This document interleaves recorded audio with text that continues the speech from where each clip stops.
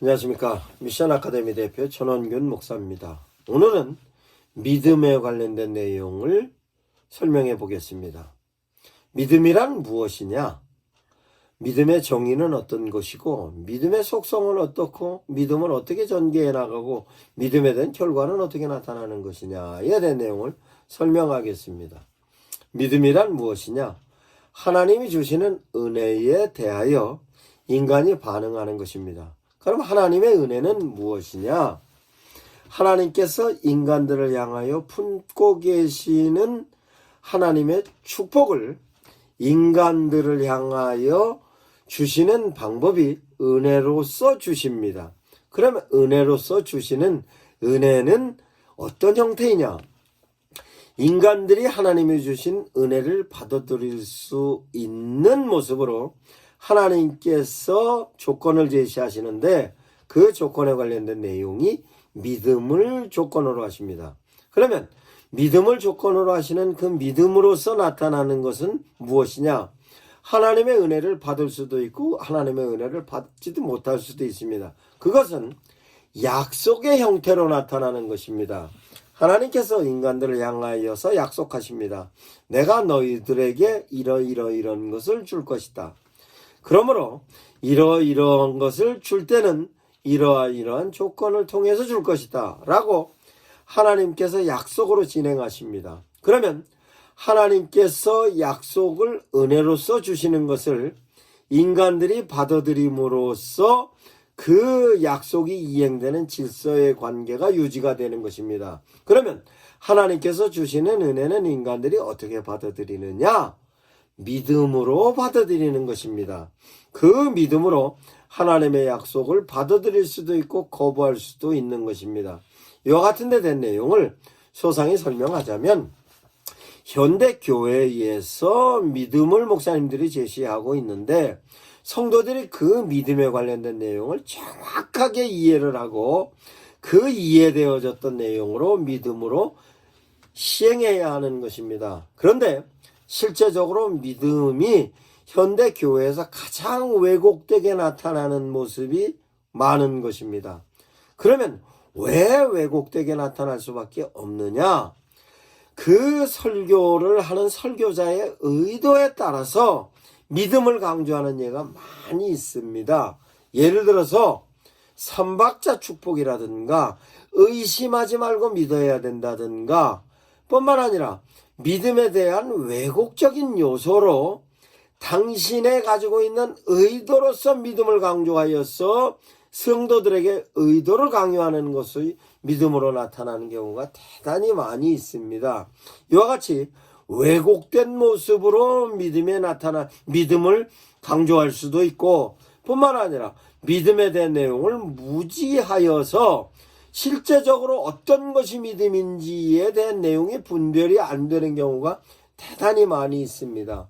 뿐만 아니라 믿음으로써 성도들에게 제시를 할 때 믿음을 분별하지 못하는 모습으로서의 모습입니다. 그러면 이와 같이 잘못된 믿음으로서의 왜곡된 믿음과 잘못된 믿음으로서의 무지로서의 믿음과 잘못된 의도로서의 믿음으로서 성도들이 실제적으로 하나님에게 주시는 은혜에 대하여 바른 반응으로서의 하나님의 은혜에 대한 바른 믿음을 형성을 해야 되는데, 말씀드렸듯이 무지하기도 하고 왜곡되기도 하고 잘못 전할 수도 있는 것으로서의 내용을, 믿음에 관련된 내용을 정확하게 설명을 하겠습니다. 믿음의 출발점은 하나님을 아는 지식으로부터 출발하는 것입니다. 그러면 하나님은 어떤 분이시냐를 이해하기 위해서는 하나님이 어떤 의지를 가지고 계신 분이며, 하나님이 그 의지를 이행하시는 데 대하여서는 이러한 패턴으로 이행하고 계시고, 뿐만 아니라 이행하시는 모든 사건이 역사로 기록되어져 있는 그 사건 상황마다 하나님께서 의미를 부여하셨고, 그 의미는 하나님의 의도가 숨어있다 하는 것으로 하나님은 아는 지식으로부터 출발하는 것입니다. 그 내용이 성경의 창세기부터 요한계시록까지 하나님의 뜻하심이 의지로서 이행하심으로써 의미로서 의도로서 기록이 되어 있는 것입니다. 그것을 아는 것은 지식으로부터 알 수 있는 것입니다. 그 내용을 또한 하나님께서 당신을 표현하고 계시는 계시로서의 표현이 있습니다. 나는 이런 뜻을 가지고 있고 이렇게 역사하며 여기엔 이런 의미와 이런 의도가 있다라고 표현하시는 계시입니다. 그것은 당신께서 일반 계시와 특별 계시로 표현하고 계시며 그것은 현상으로도 하나님께서 당신을 표현하시는 것입니다. 왜냐? 하나님께서 직접적으로 인간에게 당신의 메시지를 언어적인 표현으로 할 수 없기 때문에 하나님께서는 현상적인 메시지로도 표현하고 계시고 하나님의 메시지를 기록으로서 성경의 기록적인 메시지로 표현하고 계시는 것입니다. 뿐만 아니라 하나님의 메시지는 인간과의 관계에 있어서도 당신과 약속의 개념으로 하라 하지 마라 하였을 경우에는 너희들을 이렇게 내가 축복하겠다 하지 마라 하는 내용을 하지 말았을 때는 이런 결과로 너희들을 축복하겠다. 이와 같은 데 낸 내용이 하나님과 인간과의 관계에 있어서의 룰로서 정리해 놓으셨고 하나님께서 당신이 창조한 모든 창조물에 있어서는 메커니즘으로서의 룰로 정해 놓으셨습니다. 이와 같은 데 된 내용을 사물을 창조물에 관련된 것으로서는 과학적인 내용의 메커니즘으로 정리를 해놓으셨고 인간들에게 관계에 있어서는 율법이라는 개념으로 정리가 되어 있습니다. 뿐만 아니라 하나님께서 하나님과의 관계, 인간과의 관계 외에 하나님께서 창조한 모든 것을 다스리고 지배하라는 그 내용은 하나님께서 창조의 메커니즘의 모든 부분을 과학이라는 메커니즘으로 불어넣으셨고 그 과학은 과학의 법칙과 원리로서 정리되어져 있는 내용을 하나님께서 정복하고 지배하는 모습으로 다스리게 만들어 놓으신 것을 인간들이 유용하여 쓸 수 있게 만들어 놓은 것인데 그 유용하여 쓸 수 있는 데 대한 방법은 하라 하지 마라로 하나님께서 룰을 정해 놓으신 것입니다. 그것을 계율로서 설명할 수 있고 율법으로 설명할 수 있는 것입니다. 그와 같은 내용을 인간들이 깨달을 수 있는 교훈으로서 하나님의 메신저들을 통하여서 정리해 놓으신 것을 인간들이 누리면서 사는 데 대하여서 하나님께서 인간들을 향하여서 제시하는 은혜의 내용이 하나님의 영역으로서의 초월적인 은혜와 하나님이 인간들이 깨달음으로서의 영역인 실존적인 은혜로서의 하나님의 메시지가 제시하는 것을 인간들이 받아들이는 것이 하나님이 어떤 분이심을 지식으로 이해하는 것입니다. 그러면 지식으로 이해되어졌던 하나님의 뜻을 인간들이 어떻게 수용하는가에 대한 것입니다.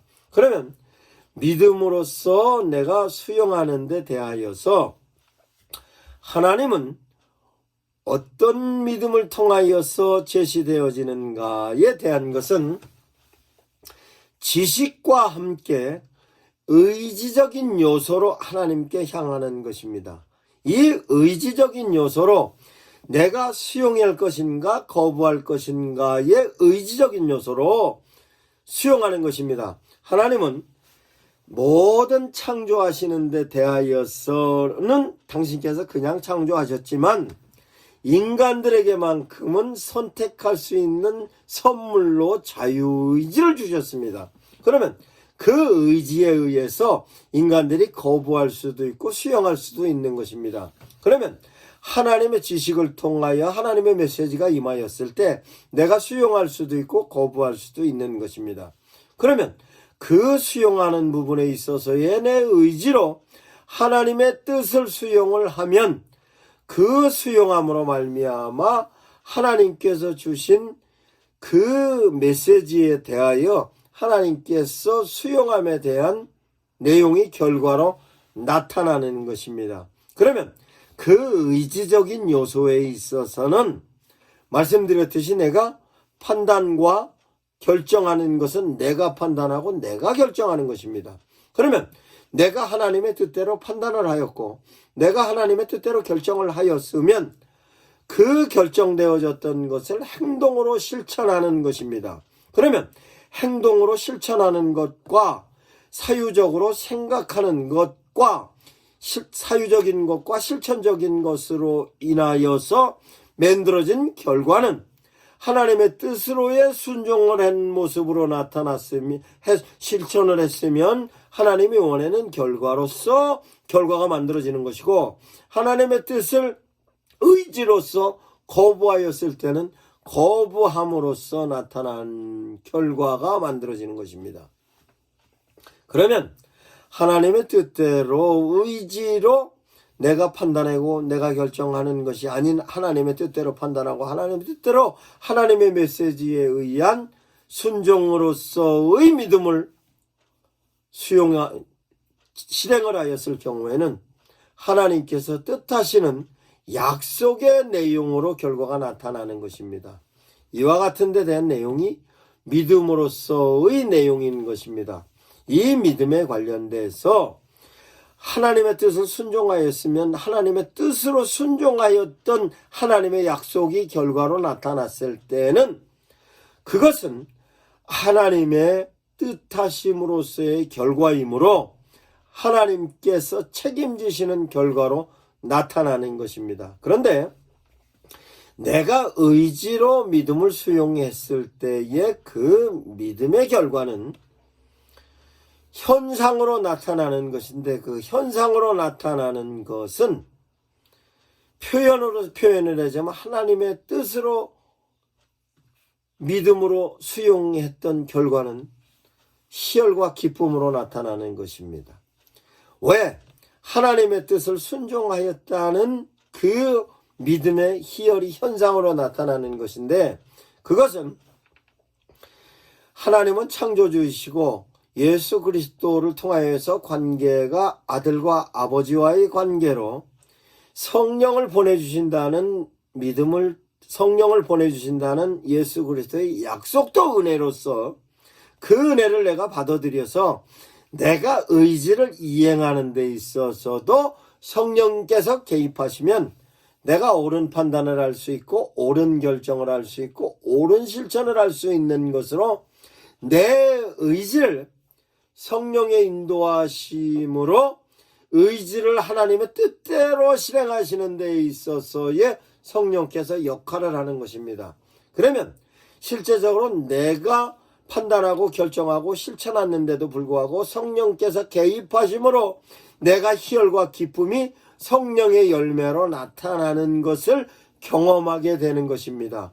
이와 같은 모습이 그러면 믿음을 삼박자 믿음이든 무조건적인 믿음이든 이런 내용이 아니고, 내가 판단할 때 하나님이 원하시는 메시지로 판단할 수 있는 성경에 있어서의 지식이 생각나는 판단의 기준으로서 메시지가 되는 것이며, 결정하는 데 있어서도 하나님이 원하는 결정을 할 수 있는 성경에 기록되어 있는 지식에 따라서 내가 결정할 수 있는 것이고, 그 결정을 실천함에 있어서도 성경에 기록되어져 있는 사건의 유사 상황의 인물이 실행하였던 것으로 내가 결정하여 실천할 수 있는 것으로 성령께서 성경에 기록되어져 있는 하나님의 메시지가 생각나게도 하고 하나님의 메시지를 통하여서 결정과 실천을 할 수 있는 것으로의